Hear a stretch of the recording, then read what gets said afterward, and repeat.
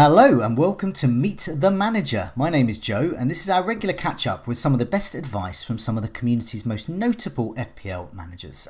Yes, we will focus on those with an incredible rank history, but we are adding to that by including managers with an interesting story to tell about how FPL is impacting on their lives and yours. We'll also focus on managers who are offering a unique insight and research into the game to propel them and hopefully us up the rankings. My name is Joe and today I'm joined by Cam, who had an interesting relationship with FPL over the years. He was just 14 when he started playing back in 2006. Within a couple of years, he finished inside the top 100. Three more top 10k finishes followed. And then in 2014, he took a break from the game, and we'll chat about that later. Then he returned to a very different game 4 years later. And I quite like the idea of this, of taking a break from FPL and returning to suddenly like, hang on a minute, there's 8 million managers. And Twitter, and everyone seems to know what to do. So this gives him a unique insight into how the game has changed over the years. Cam, welcome to Meet the Manager. Thanks, Joe. Well, that was a flattering intro. No, it's a pleasure. And also we have met virtually before because we were teammates in, what was it, which Euro competition was it? It was 2012. 2012, that was it. It was, we were teammates in a fantasy tournament competition. We didn't win, did we? I can't remember winning, but I'm sure we did really well. So yeah, as I said, it's quite an interesting relationship with FPL. So what we do is we'll have a look at that sort of unique history of yours with these great finishes and then this break and then coming back to it again. And so we'll take you through that. And to timestamp where we are, because these are sort of an evergreen video to be watch whenever, we're looking ahead to Double Gameweek 26 in the 2021-22 season, and Cam is currently in the top 50k. So another 10k could be on the cards. And you've got a few more players to go in Game Week 25 as well. So we've got one more match to go in that. So let's have a look at this career history. So, I mean, we can see it there. There's that 84 in 2010-11, which is a great thing to have there. So, I mean, that's a good place to start, really. Why did you do so well in 2010-11? How did you get into the top 100? I mean, it's 10 years ago now. It's a lot to remember, but I do actually remember quite a bit from that season because it was the year I went off to college. So I used FPL as a way to keep in touch with football because I went to uni in the States. So when I went over there, I knew nobody would care about the Premier League or any of that. It was a big part of my upbringing. So I wanted to keep in touch with that a bit. So I decided to, play FPL seriously. I started with Drogba, Tevez, and Carroll. That was the dream front line that season. And I just carried it on into a really, really good finish. And honestly, I have Fantasy Football Scout to thank a lot for that. I mean, I found the website that year as well, sharing information, doing all that. And I mean, for me, that was really what helped me sustain my interest throughout and basically helped me navigate all the various hurdles going on that season. Also, when that season happened, it's exciting when you get into the top 100 or top 1K. I was probably around the 1K mark for a lot of that season. And, when your interest carries on throughout the season, then you spend more effort in, and just, it was great. I mean, I credit FS Scout a lot for changing my thought process and understanding of FPL. Oh wow! Well, that's good to hear. But then you have three more really great finishes. This just outside of the top 3,000 in 2013, and then another top 50k finish as well. So still these consistent finishes. But then you quit for a while for 3 or 4 years. So what was going on then? Sort of why did you quit? And you can tell me a bit about when you came back as well. Yeah. For me, when I was over there, when I was in the States, basically studying and whatnot, there was just a lot going on. Like I found myself over the years, even that last year where I finished top 50K. I still remember that was, I think that was the year Suarez came into the Mm, league.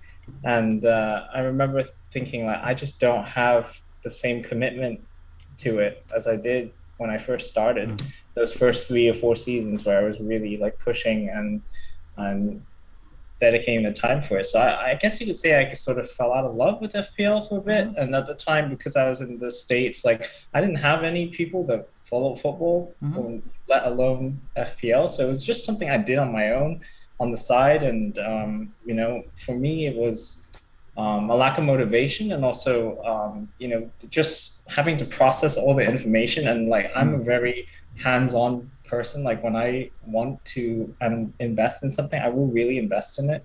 So I felt myself sort of falling out of that um, a little bit. And I guess to preserve my rank history, I was like, okay, you know what? I'm gonna take a break from the game, and we'll see if I miss it, I'll come back and mm, we'll do it. And honestly, I feel like a lot of other FPL managers could really do with that break because I see a lot of people like saying how it affects them mentally and how mm, like they're not enjoying themselves anymore. And like I'm here to tell you that you can quit if you want. You can take a break. mm. Like it's totally fine, and you can come back and pick it up again. Maybe into not as great success, but you know, uh, it will always still be there for you. So yeah, for me, it was like sort of losing my love for the game and also the circumstances of Mm. my life. It was a turbulent time, and I wanted to I wanted to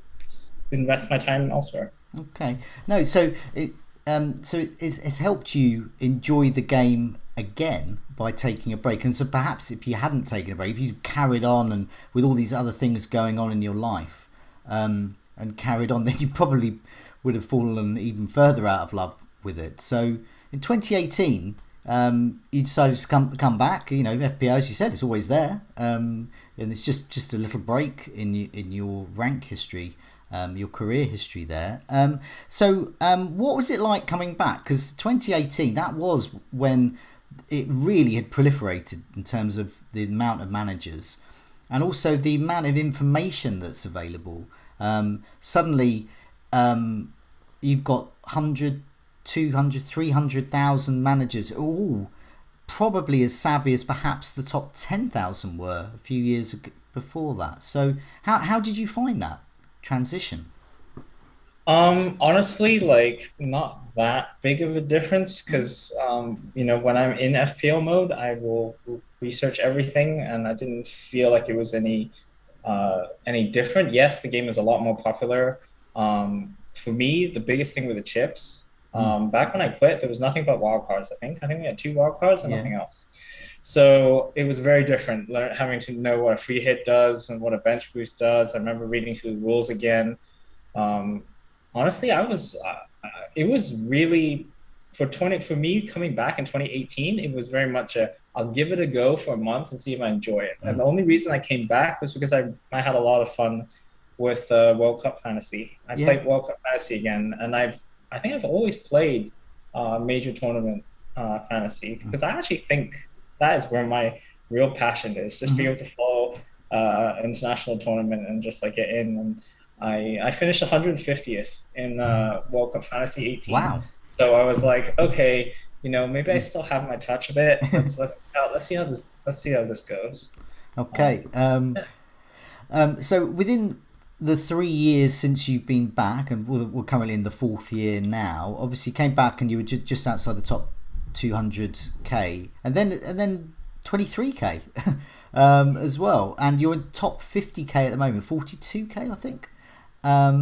So clearly, it's you've taken to it again, not just in terms of enjoying it, but also the rank history as well. So what has helped you get that 23k rank and being where you are now? Is it sort of better understanding of the chips? Because obviously players are players and goals are goals. I think it's just being really invested and having and learning from your mistakes. I know that first year I was back, I took a lot of risks. I did a lot of things just to see if I could rejig that Mm, enjoyment of the game. I went very off template for a bit, because I'm actually a pretty template manager. That's how I managed to get Mm. my, four top 10Ks in a row. I was very patient. I stuck with the template, but because I came back and I wanted to ignite some excitement, I took a lot more risks in that first year. And to be honest, that 1920 year was a huge disappointment for me, actually. I know it says, I finished 23K and like that's a Mm. perfectly good score, but for me, like I felt like I could have done much better that year. I was 8K in the world after 3 weeks. And I thought, okay, like this, like I managed to get my Game Week 1 team like spot on, like it was going really well. And I thought like, this could be a top 100 season. Like I felt like the momentum was with me and until it wasn't. Mm. And I actually, I mean, looking back on that season, I sort of I waited too long basically to wildcard. I Mm-hmm. just waited until all my players were no longer any good before I wildcarded, by which point any lead I had was gone. So um, yeah, I mean that was a tough season for me to swallow because I was like, oh, I was in the top 10K for most of it, Mm. and then just sort of fell off at the end. Yeah, I know that frustration. I mean, I've had similar seasons in terms of that feeling, and I remember one season. I think both of those seasons I finished about 80k, 90k, but one of them was I was about 4 million at Christmas, so I felt really pleased with that. And the other time was how you described there. I was in and around the top 50k for some time, and then it petered out, and as you said, it sort of didn't really come together, and it is much more frustrating there. You mentioned you're a template manager, which I guess is a reason for some of your successes there. So what other sort of tips would you give? What other standard things do you do each season where you do particularly well? I spent a lot of time on my Game Week 1 team because I feel like that is one of you're basically building a wildcard team and to set yourself up for going forward, Mm-hmm. and basically not messing that up can really, really like spiral a season down. Mm-hmm. So, I mean, for me, it was making sure that my Game Week 1 team was balanced. It had, I am a subscriber to price points. I really do like having good price Mm. points where you can move players around easily. I'm also a fairly, what do you call it, team value oriented Mm-hmm. manager as well. Because the way I see the game is that there's so few edges to have. Team value is something that's a very concrete edge that you can get just for being vigilant, just for every night checking like the price rises, timing your transfers wherever possible Mm. to take advantage of those price swings. Because if everybody has the same team and you have, let's say, Son Mm. versus someone else's Rafinha, Mm. that could be a really big difference going Yeah. forward. And I, for me, I'm willing to take the risks because I think even though I'm a template manager, I like moving early for players. I like taking that chance. Players are not supposed to get injured. I keep reminding myself that they're not supposed to get injured. It would mostly work, but honestly, I think last year COVID just Mm. absolutely decimated everything I was trying to Yeah. to do that season and get ahead of the curve and do all that. It just yeah, I mean, it was a big learning season for me last year. It was definitely a tough one. I think something I felt the last since COVID struck in FPL. I mean, I've found the last two or three seasons quite difficult because, as you said, the planning goes out the window. I mean, we used to a bit of snow, cancelling a couple of matches, but the amount of the lack of planning we've been able to do, and having to move players in and out, and team value has sort of been second to that really. And I suppose an example would be even this week with Mo Salah. He's gone up, I think, 0.3 in the last week or two. and so those that got in early have made that money up, but he hasn't got the points because you've got to deal with other things like you've been at AFCON and all those things. So it's been tricky to navigate. That's just another thing to navigate. How do you? I mean, do you think you've sort of, because you're top 50k now? How do you think you've coped with COVID as an FPL manager now? Do you feel that you've sort of got a handle on the fact that it's chaos? I like to think that, as someone that is always thinking and very committed to FPL, that I have an advantage. But to be honest, I don't think it particularly gels with the way I like to play. Like I Mm. like to plan multiple weeks in advance and have a whole spreadsheets and moves planned in advance and have basically like a game plan for how it's going to go. But yeah, I mean, COVID has really thrown all of that out the window. Um, you know, Usually I have a plan for, let's say, 3 weeks, and I would want to move early on my transfer so that I can get team value and do all that and get ahead. But um, you know, after it was like game week 18 this season or something, whenever all of those uh, first round of postponements said, I was just like, you know what, at this point, don't make any transfers Mm. until an hour before. Yeah. And like, I benefited by being patient that week that was it the Villa game? Mm. The Villa game got postponed at the last second. I was planning to bring in Watkins that week, and instead I Yeah. ended up picking up Lacazette instead. Mm. So yeah, I mean, I'm starting to be convinced a little about being patient and waiting until the last. But I mean, I've always been a fairly aggressive manager, so it is against my instinct to want to wait. And yeah, I mean, COVID has made it difficult Mm-hmm. to plan, definitely. Yeah, I mean, you have to adapt. Every season's different, and even though you know what worked before hasn't necessarily worked this time. So how? I mean, I mean, every season there's a change. I mean, I think a few seasons back, it was the sort of advent of the wing back. So we've always been used to say Leighton Baines, but suddenly there were like 10 to 15 Leighton Baines to choose from as teams started to go a more of a wing back system. So you've got the likes of Alonso, particularly at Chelsea, and lots of other teams. But this season, I think it's been the forwards. Gradually, the forwards have become the sort of blokes that get in the way for the other people to get all the points and to score. And have you been quick to adapt to that or slow to adapt to that? I mean, bear in mind Mikel Antonio is the top scoring forward at the moment by some margin, and he's done nothing for months. Yeah, I mean, I think the changes in football tactics over the years has also influenced how we play the game. I mean, FPL used to be a 3-4-3 Mm. all the way game, but it is starting to change that. Like the four at the back has been stronger than ever this year. Honestly, I think Trent Alexander-Arnold has changed the game.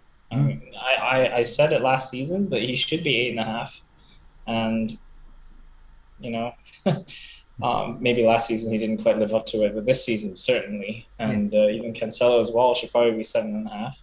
Um, but I think in general, like modern football has moved away from the 4-4-2, which is what I actually think Mm. FPL was built for.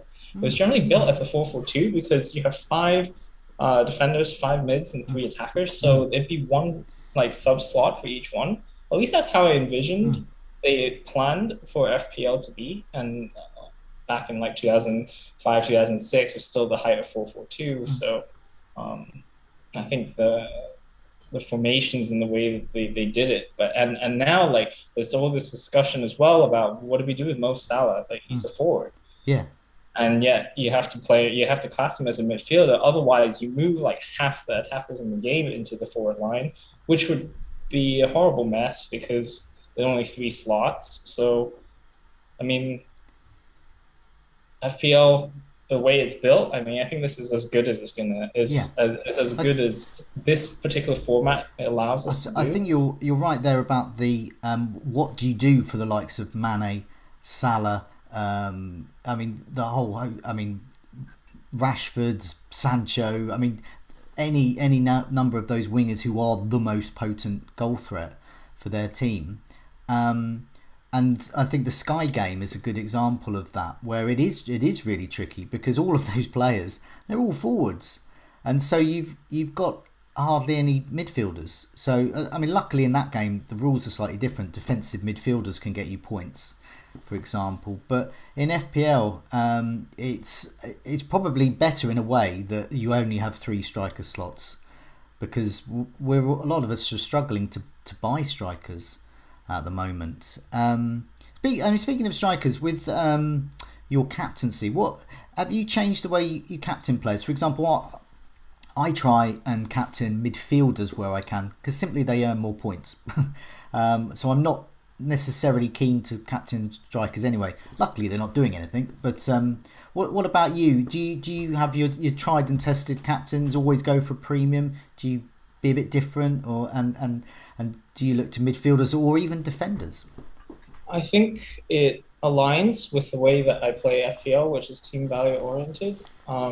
By being team value oriented, it means putting your money on the field.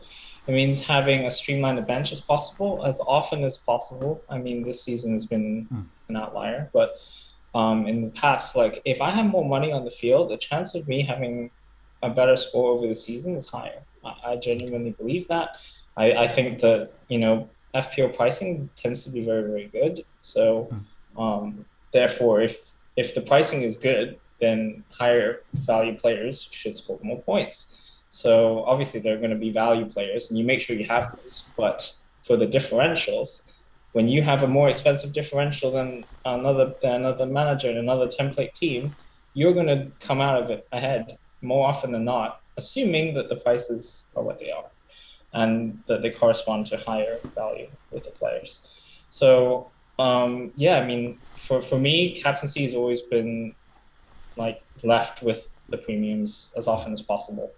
I've captained Salah loads this season, as everyone has, but I do have a Maverick streak. I do occasionally just love to like take a punt on a captain, and unfortunately, I just don't have a knack for it. I just don't have an instinct for it. Also, like the past 3 seasons that I've played since I've come back, I think is the return of the triple captain. In 3 seasons playing the triple captain, I have never had a triple captain get more than 4. So No, my highest, as I keep remembering, but my best ever triple captain was Payet. When he played for West Ham, and I don't know how long ago. I think he may even retired now. But that was the last time. His 7 points he got me, 21. That was the last time I got anything, and so we're quite similar there. It is frustrating, but then again, you can get people who get triple captains get huge scores for those. You mentioned about sort of more expensive differentials can give you the edge as well. So before we look at your current team as you're going into game week 26, what are the sort of players that you would recommend people who are watching this season to get in now for the rest of the season? Who are those sort of maybe expensive, but very good differentials that just are not going to be in people's squads? In terms of differentials, it tends to just go along the lines of fixtures. If you have a player that you can bring in for one of 3 games, I mean, what I did recently was that I switched Bernardo Silva from Mahrez. I did that 2 weeks ago. I captained him last week. He got 10 points. This week didn't really return, but I mean, Sterling scored a hat trick. It could have been Mahrez. Yeah. It could have Quids in. So just taking like these short burst risks, I think is worth it. That means like the likes of Harry Kane. I think Lukaku could even come back as a natural FPL option. He scored twice at the Club World Cup. Chelsea's fixtures are really good. I think getting on Chelsea assets early in game week 28 and going forward, that could be a big differential, because I think a lot of people are going to be slow adapting to that. I think that is where you can get a lot of points. The other way I look ahead is especially if you've wildcarded, you want to build a bench that has a lot of players with games in hand. That means Leicester players. I bought James Maddison a few weeks ago. I mean, he hasn't really done great, but if I intend to hold my wild card, and I do intend to hold my second wild card until at least 31, I think a player like Madison going forward will be able to sneak up with a couple double game weeks where other players won't have planned as well or won't have ready in time. And you only have a certain number of transfers. Every week there's something everyone is doing, the herd is doing something. But if you can sneak in one or two transfers, either on a wild card or if you have it spare to buy players with some foresight, then you can get ahead that way. I think I mean that really that's sort of I think the key to this season is because I suppose being involved in content as well. So you look a lot on Twitter and Fantasy Football Scout Forum, and you can see this wave of momentum, and it's really hard to go against it. And sometimes you have to, otherwise you'll rank. I mean, these players are Bowen or Trent Alexander-Arnold. These are good players. If you don't have them, then you're going to lose ground. But at the same time, it's getting on those bandwagons early, or perhaps that don't become. You mentioned Mahrez as well. I'm still not seeing Mahrez in people's teams, but he's top of so many metrics over the last 4 matches out of lots of players. Sterling, those who got him, people are still not going to go for him because they want, say, Son or Kane. And you can see that momentum there. But it's getting on those players, and that's something I personally have found it quite tricky to do. Because it's selecting them and you've got to go against the herd. But that's obviously the secret to doing well here. But yeah, it was good to get your insight into some of those players. Let's have a look at your team going into game week 26. Now I know you've got 2 free transfers. So do you want to just go through the team that you've got and what moves you're thinking of? Sure. Would you like me to read it out? Yeah, if you could read out your team just for the benefit of those listening on the podcast. Sure. In goal, I have. Should I just go through my starting 11? Yeah, just go through that and then the changes that you'll make. Okay. In goal, I have Ramsdale with his double game week, Trent Alexander-Arnold, Cancelo, and Emerson Royale. In midfield, Mahrez, Bowen, Jota, and Demarai Gray. Up front, King, Ronaldo, Kane, and then on the bench, I have De Gea, Madison, Dallo, and Livramento. Okay. Yeah, I mean, at the moment, a lot of it's placeholders. Since I have 2 free transfers, I will be doing what everyone else is doing and bringing in Salah and giving him the triple captain because it just makes sense. And I think another thing that I've learned over the last couple of years has been don't fight logic. No. If something makes sense, just do it. I know everyone else is doing it, but if it makes logical sense, do you think Salah is going to score the most points from a home game against Norwich and a home game against Leeds? The answer is yes, considering his season and considering who he is as a player. So I'm not going to fight it. Some things. There are times to differentiate. There are times you can find ways to gain ground, but there also are times where you really should just stick with the herd, and I definitely feel this is one of them.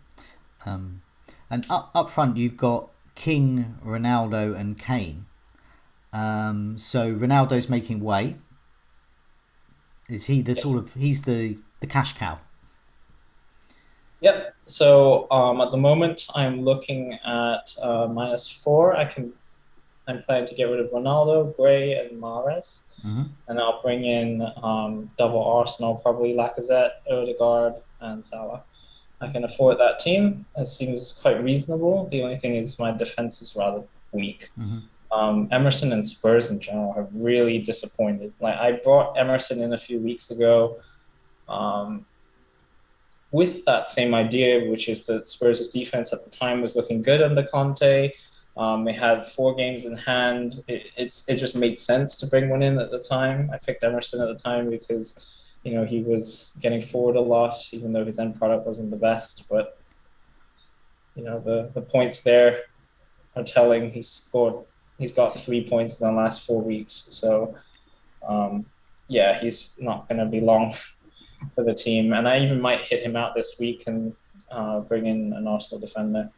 With I mean, if you just get that one you'll have two Arsenal outfield players plus three Liverpool, and obviously you've got Ramsdale where you've got De Gea to come in. So that would mean either you're going to go into game week 27 with 9 players, possibly 11 if you took another further hit, or would you consider free hitting in 27? I'm definitely free hitting 27. Well, okay then. For sure. And there are a couple of reasons why I think the free hit 27 actually makes perfect sense and is what I think, especially if you have two. If you have one free hit, I can understand not doing it. But if you have two, I think free hit in 27 is so strong. And I think it's so strong for a number of reasons. One, there's a really sharp fixture turn. So that means Liverpool, you have 3 Liverpool players that you must have this week. And then they blank immediately after. That means like maybe a third of your budget just instantly goes. Second, you also have Arsenal. I mean, Arsenal also have a really good double this week. So if you are able to lean hard into a free hit, I think it's really advantageous. And the thing is, Arsenal also have good fixtures out of the double, so it's actually a really good time, I think, to lean hard into a free hit 27. And then free hit 27 itself also is quite promising, at least to me. I see Man City against Everton, Man United against Watford. Like and these are expensive players. Like and a double game week again for Burnley. Yeah, I mean, I'm probably not going to have too many of them. I'm a Blackburn fan that also has my judgment a little bit when it comes to Burnley. But yes, Man United, Watford, City, Spurs, maybe they can turn it around. But the point is, I think there are opportunities to attack 27. And at the moment, I'm very one track on this. Okay. I'm going to free hit in 27, and if anything, I'm incentivized to lean as heavily as possible into it and just get as many people that blank in 27 in my game week 26 team. So that's triple Arsenal, triple Liverpool.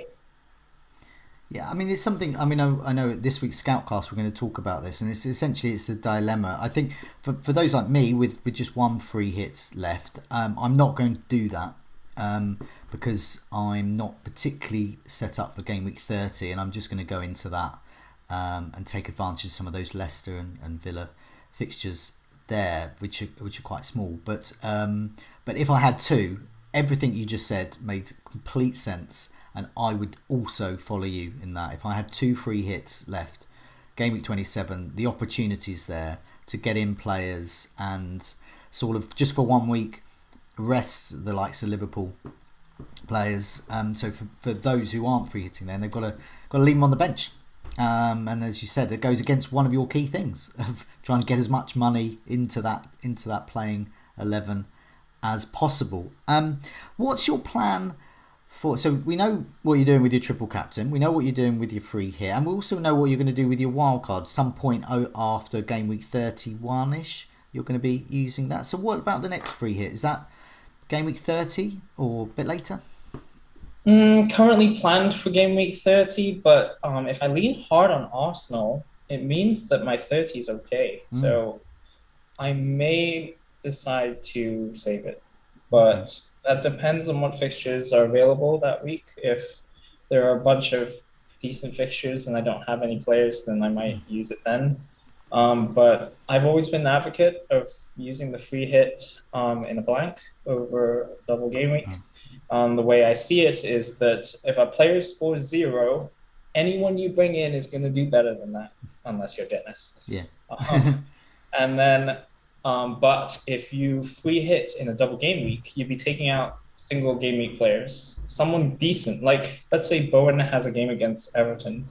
And it's a single game week, and you could, it might be reasonable then if you're free hitting to get rid of Bowen and bring in like a Conor Gallagher with 2 Crystal Palace juicy fixtures. I don't know, just an example. And that can really backfire because Bowen has this one single game week, and he's a form player, and it can backfire. I mean, I've seen free hits in Double Gameweek score fewer points than your original team, and that is absolutely against what you should be using these free hits for, in my opinion. So I want the guaranteed value. I think it's best used in a blank Yeah. as a result. No, I So agree. I mean, I used my first free hit just because the way my team was set up. I had, I don't know, about four players. It was, and they were all terrible. So yes, everyone I got in would have scored more because they just simply showed up, and that's a good mantra really. What about the bench? You got the bench boost left as well. So is the aim to play that after you wildcard or before? And I say that particularly with you in mind because you want as much money in your 11 as possible, and when you're bench boosting, in a way you've got to invest in your bench, and then you're sort of stuck with an expensive bench afterwards. yeah, so for this year, I mean, I know that the big double game week is going to be game week 36. So I think the plan is probably to wildcard and then bench boost and not the other way around. The way I see it, okay, I can leave some money on my bench for the last 2 weeks, but that only really affects 3 game weeks out of 38. So I can probably get away with it. And this season, anyway, our benches tend to be decent. There've been a couple weeks this season where I'm just like, you know what, this looks almost bench boost worthy, but I think I'll just be patient and wait. I mean, it would be great if I could wildcard right before it, but I don't think that's going to happen. Yeah, I just don't see it. I've It's got going to be used before then. I've got another slide which I don't think I've shared with you, so I'll put it up on the screen. I'll describe it to you. It's a look at the next 5 fixtures. Really, it's to stress test what you've just been talking about. Really, so this is just looking in terms of that run of fixtures. This is game week 26 up until game week 30. So it includes now a lot of those game week 30 fixtures we've got on here won't happen. So there's only a few fixtures that we know will take place, and they involve the likes of Wolves, Arsenal, Villa, Leeds, Leicester, and Brentford. Off the top of my head, I think I've got that right. Nevertheless, this shows that overall, Burnley and Palace and Southampton overall have good fixtures, and then Leeds and Wolves and Watford. So that could be quite handy for some of those who are free hitting over this period, because you're going to need some cheaper players to go in there. But it also shows what a problem Liverpool are. Norwich and Leeds, what a double game week, and then nothing, and then West Ham, and then Brighton, and then Manchester United. And weirdly, out of all of them, Manchester United have probably got the worst defence. Especially if Azuma is back playing for West Ham, and Brighton defence is pretty good. And it also shows what you've been saying about Man City, that they've got Tottenham, Everton, Manchester United, but then in game week 29 they've got Crystal Palace and then Brighton at home. And I know Brighton are a good defence, but it's Manchester City, and it's a different ball game with them. And then looking at another key team really is Tottenham. So game week 27 they've got Leeds away, which is a good fixture for attackers. So would you be looking to, on your free hit, to get Kane and Son, for example? Free hit in 27? Oh, sorry, you're free hitting in you're free hitting in 27. Have I got that right? Yep. Yeah. Free hitting in 27. You've Yeah. confused me. Would you, on that free hit, get in? You've already got Kane, but would you get Son in as well to go with him? Honestly, I don't like planning free hits ahead of time just Oh, okay. because, I know that it's a blank slate. I can just bring in whoever I want. So Okay. I'm not going to waste my time on that. I Okay. think, I mean, that week I'll spend all of it on that. But if I know I'm free hitting, then it's a one and done. So I'd like to spend my time looking at, who I'm actually going to invest in my actual team that I'm going to have to be stuck with for a Right. while. Yeah, so for me, it's planning ahead all the way up until around game week 30, if possible. Okay. I'll try to bring in plays that make sense along the way. And for For me, I think that's Arsenal. I'm happy to keep Liverpool. I see a lot of people that want to get rid of Jota or want to find a reason to get rid of Jota.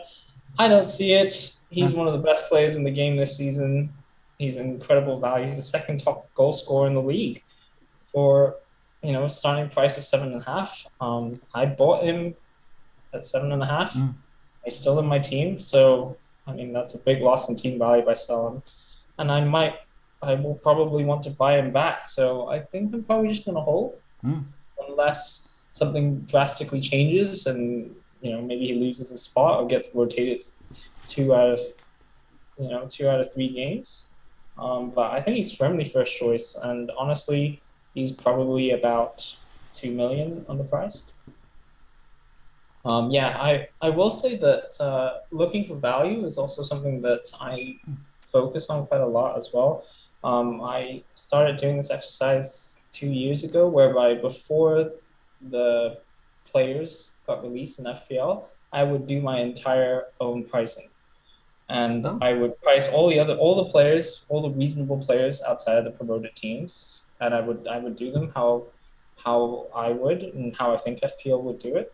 And then um, when the lists actually come out, I will compare and do a little cross check and see which players that I actually think are undervalued. And for me, like Rafinha this season, I think he's about 1 million underpriced right out the gate.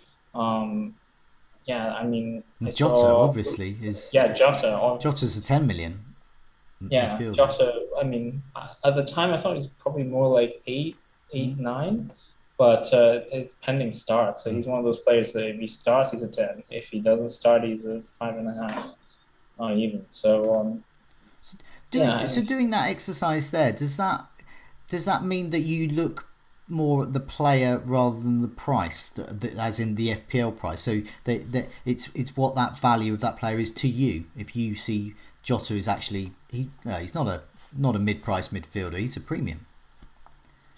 yeah. For me, it's just a handy thing so I can identify value.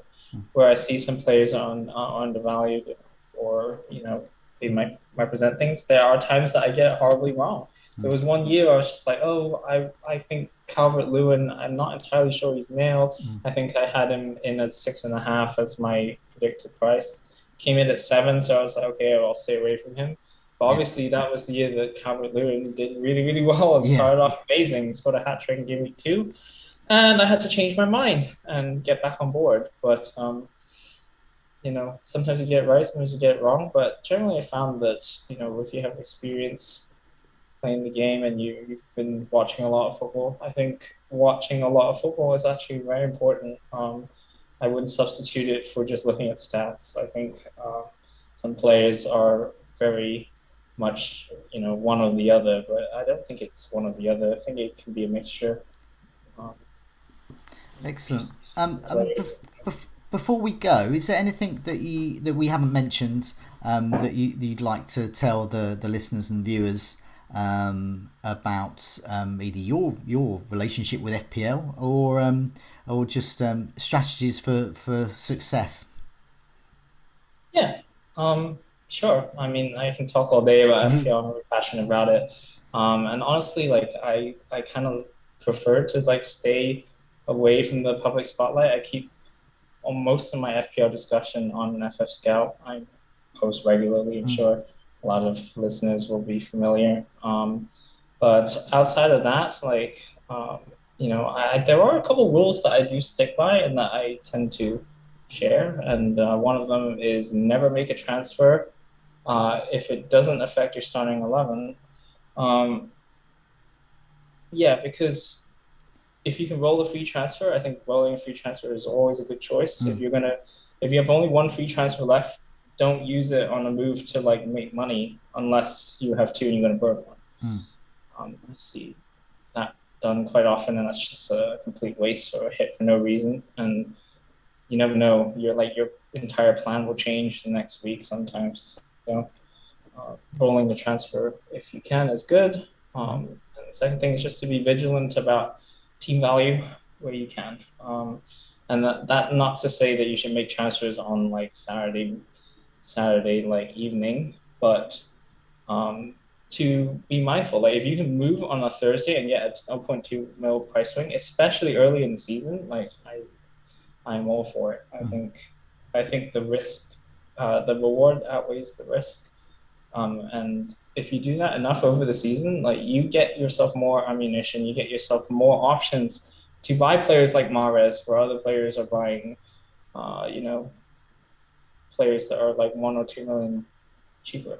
Um, yeah, so Okay, that no, is good, what I would say. good advice. Good advice. So Cam, thanks so much for joining me, and thanks so much for sharing your unique, really, relationship with FPL over the years of the real highs and then the lows and then the highs again, and enjoying it again. And you're definitely taking to it. Well, definitely far better than me, but far better than many other managers that have been doing this for a number of years. Because you're well in the top 50k, and I'm looking at your team, and it's very well set up, and especially preserving that extra free hit has really helped for Game Week 27. There could be some huge gains there, especially if some of those cheaper Burnley players, Spurs and Man City do well, as they may be predicted to. But in the meantime, Cam, thanks so much for joining me, and good luck with your game week. Good luck with the rest of the season. Thanks, Joe. Before I go, Oh, can yeah. I just say one last thing, which I think I Oh, yeah. only touched on briefly, and that is how to deal with FPL struggles, like mental Okay. struggles, whatever. Yeah, for me, being able to enjoy the game now, a few years on from where it was, for me, the way I do it at least is that once you've made your decisions, like you can sit back and enjoy the football Mm. and try your best not to, obsess over each individual thing going for or against your player, and just know that you made your decision, and all you can do now is plan ahead for the next one. What's done is done, and basically just like developing like a more casual um, outlook Mm-hmm. on FPL decisions and how each thing goes. I think that helps a lot. Like if you don't take it too seriously, then it won't hurt you that much. And even if you do feel bad, like take some time and look at your team for the next week instead. I mean, that's kind of what I do. I'll just put it out of mind. Like again, that same thing is, if you're going to buy a player, like ask yourself the question is, if the guy didn't score the week before, would you still buy him? Mm. And, with that sort of mindset where you're thinking ahead and planning ahead, as opposed to always focusing on things you can't change, players that are dropped that you didn't foresee coming, then you will be a lot better off. Mm. No, very very sound advice there. Definitely, in this particularly trickiest of seasons, where the unexpected tends to happen almost on a weekly basis, but it's out of our control. But no, thanks so much for that extra bit of advice there, and Cam, and thanks for joining me, and good luck with the game week in the season. Thanks a lot, Joe. Thanks for having me on.